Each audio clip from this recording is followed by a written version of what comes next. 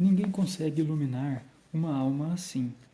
Se Deus a quiser manter nas trevas, ela se sente rejeitada por Deus de maneira viva e terrificante. Do seu coração elevam-se gemidos de dor e tão pungentes que nenhum sacerdote poderá compreendê-los, a não ser que ele mesmo tenha passado por isso. Nesse estado, a alma ainda tem que suportar sofrimentos provenientes do espírito do mal. Satanás escarnece dela. Estás vendo? Vais continuar fiel? Eis o teu pagamento. Estás em nosso poder. Porém, Satanás tem sobre essa alma tanta influência quanto a Deus permitir. Deus sabe quantos podemos suportar. O maligno prossegue. E o que adiantou teres te mortificado? E o que adiantou seres fiel à regra? Para que todos esses esforços? Deus te rejeitou. Essa palavra rejeitou transforma-se em fogo que transpassa cada nervo até a medula dos ossos, transpassa todo o ser. Aproxima-se o maior momento de provação.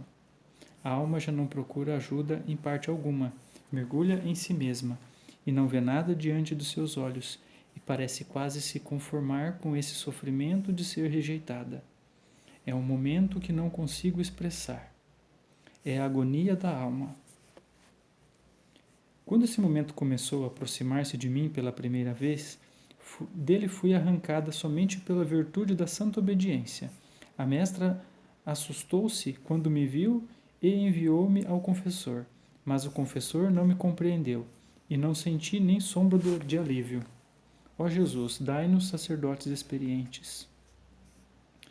Quando disse que estava sofrendo suplícios infernais na minha alma, respondeu-me que se sentia tranquilo quanto à minha alma, porque estava vendo nela uma grande graça de Deus.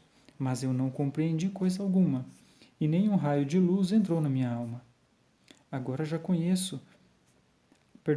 agora já começo a sentir a falta das forças físicas e já não posso dar conta dos meus deveres. Já não posso também esconder os meus sofrimentos, e embora não diga nenhuma palavra sobre o que estou sofrendo, atraiçoa-me a dor que se reflete no meu rosto. A superiora me contou que as irmãs vão até ela e dizem que, quando na capela me olham, sentem compaixão de mim. Tão terrível é o meu aspecto. Todavia, apesar dos esforços, a alma não tem condições de esconder esse sofrimento. Jesus, só vós sabeis como a alma geme nesses suplícios, envolvida pelas trevas, e no entanto deseja a Deus e anseia por ele, como os lábios ressequidos anseiam pela água.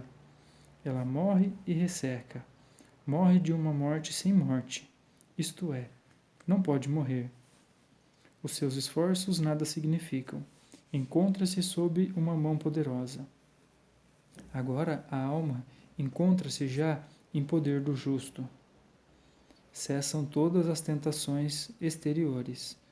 Cala-se tudo que a circunda, da mesma forma que para o agonizante desvanece tudo o que cerca.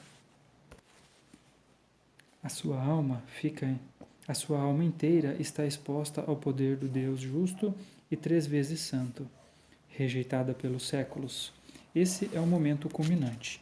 E somente Deus pode provar a alma dessa maneira, porque somente Ele sabe o que ela pode suportar. Quando a alma fica totalmente impregnada desse fogo infernal, precipita-se como que no desespero.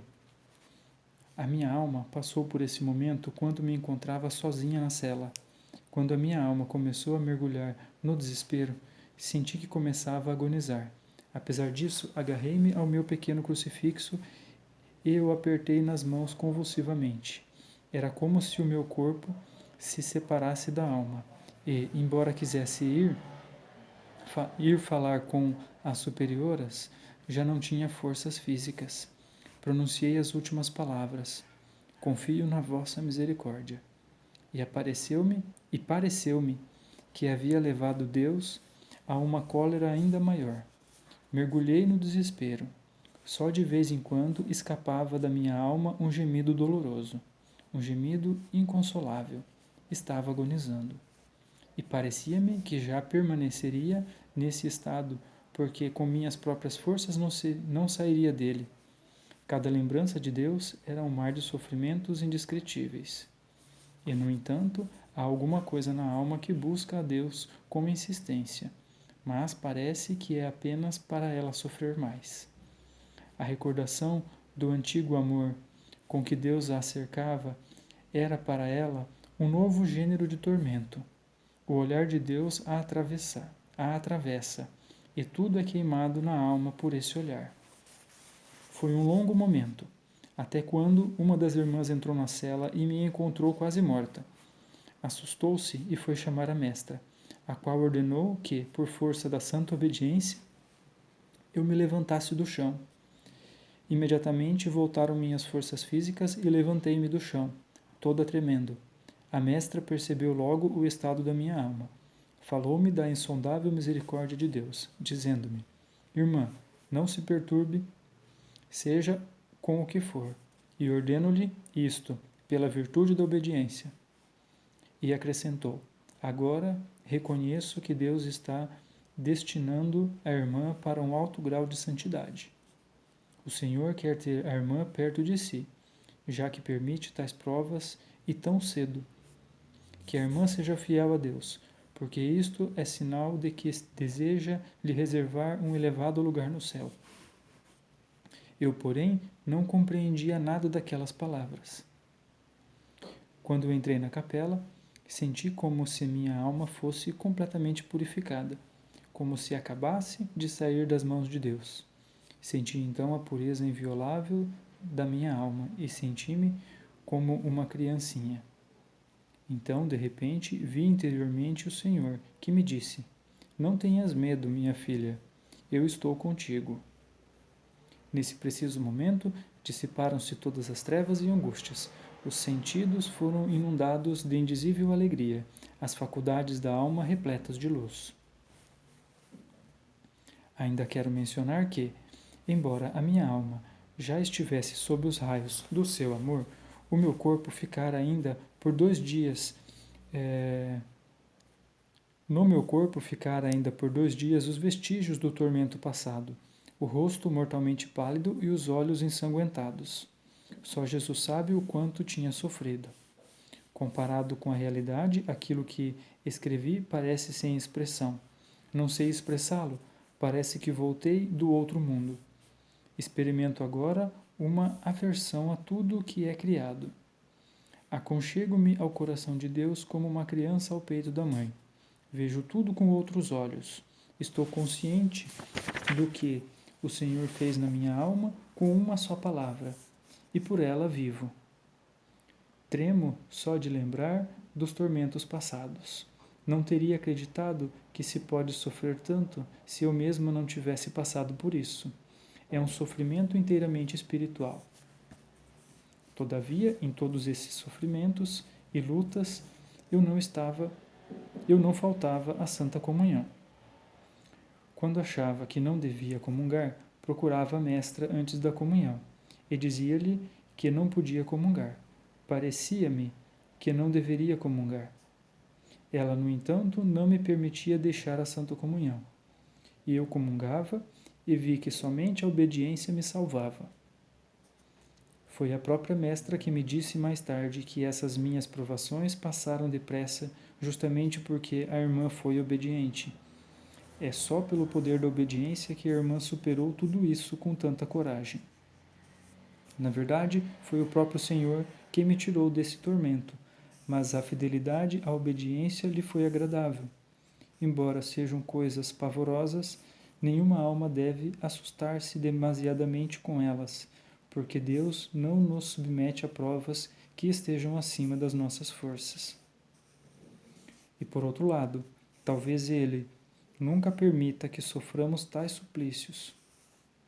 Escrevo isso para que, se Deus houver por bem conduzir alguma alma por semelhantes suplícios, que não tenha medo, mas seja fiel a Deus em tudo, na medida em que isso depender dela. Deus não causará dano à alma, pois é o próprio amor, e foi nesse amor inconcebível que a chamou à existência. Mas eu, quando estava nessas aflições, nada compreendia. Ó meu Deus, conheci que não sou dessa terra. O Senhor infundiu tal consciência na minha alma em alto grau. A minha permanência é mais no céu do que na terra, embora eu em nada descuide das minhas obrigações. Nesse período não tinha um diretor espiritual e não recebia qualquer tipo de orientação. Eu pedia ao Senhor, mas ele não me dava um diretor. O próprio Jesus é o meu mestre, desde a minha infância até agora. Conduziu-me através de todos os desertos e perigos, e reconheço claramente que somente Deus me poderia ter conduzido por um tão grande perigo sem nenhum dano e sem nenhuma perda, deixando a minha alma imune e fazendo-me vencer todas as dificuldades, mesmo as mais inconcebíveis. Saí. Todavia, mais tarde, o Senhor deu-me um diretor. Após esses sofrimentos, a alma está em grande pureza de espírito e muito próxima de Deus. Devo, porém, observar que nesses tormentos espirituais, embora se encontre perto de Deus, ela está cega. O olhar da alma é envolvido pelas trevas, apesar de Deus estar bem mais próximo de uma alma tão sofredora. Todo o segredo consiste em que ela de nada sabe. Ela afirma não somente ter sido abandonada por Deus, mas ter se tornado objeto do seu ódio. Que grande doença dos olhos da alma, que, quando atingida pela luz divina, afirma que essa luz não existe. E, no entanto, ela é tão forte que a cega. Todavia, conheci mais tarde que Deus está mais perto da alma nesses momentos do que em outras ocasiões, porque apenas com a ajuda da graça ela não suportaria tais provações. Atuam aqui a onipotência de Deus e uma graça extraordinária, porque de outra forma a alma sucumbiria ao primeiro golpe. Ó Mestre Divino, o que acontece na minha alma é somente obra vossa. Vós, ó Senhor, não receais colocar a alma à beira de um terrível precipício, onde ela se amedronta e se assusta, e novamente a fazeis voltar a vós. Eis os vossos insondáveis mistérios.